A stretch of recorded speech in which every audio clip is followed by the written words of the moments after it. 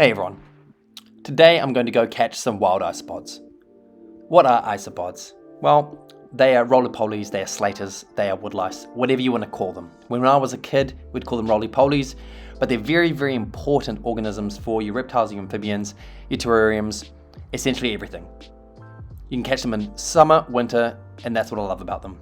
Now when I talk bugs, I don't mean mealworms, I'm not talking about locusts, I'm talking about things you can catch in your backyard. Now remember, we're going to go through leaves, we're going to go through mulch, we're going to go through loose bark. Remember, make sure your garden's not treated by any pesticides, but you can get these options in your backyard, and the beauty of it is it saves you money.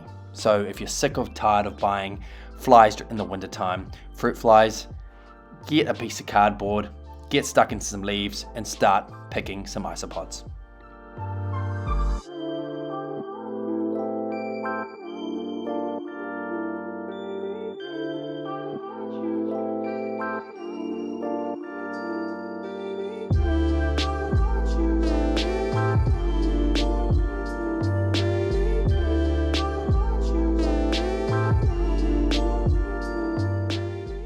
Now these are great options for whistling tree frogs, any small frogs, small newts, native geckos, or just for your terrariums as cleanup crew.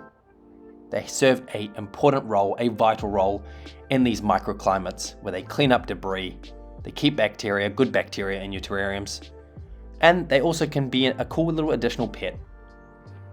Now as you can see, I'm going through very carefully. I can usually pick a solid 50 to 100 per day. It only takes me about half an hour.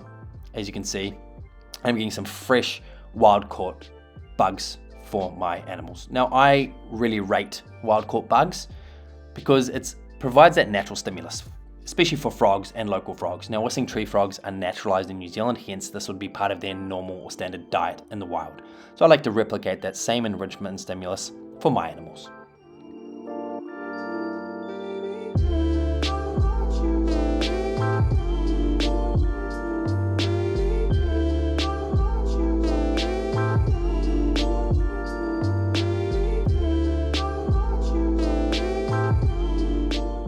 Sorry guys, probably not the best view, so let's turn that around.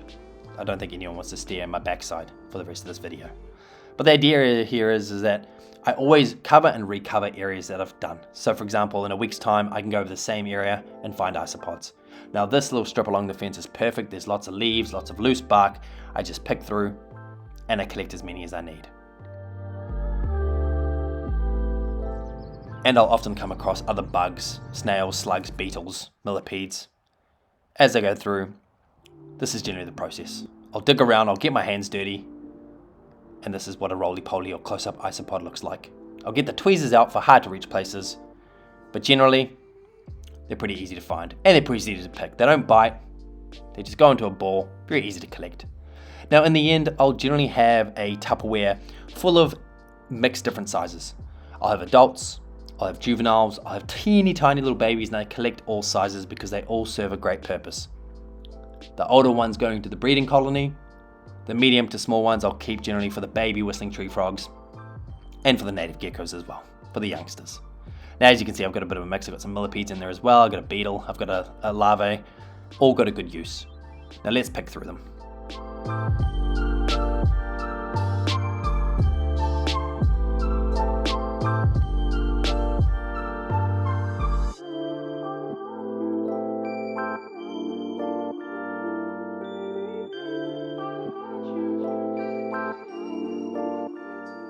Not much is known about their breeding, essentially, I guess time of year, but it looks like they breed all year round, so I'm doing my first trial with a couple of colonies and see how I go. I've got plenty of adults in there, haven't seen any babies just yet. Now let's see a tree frog, a tiny little tree frog, go for a slater.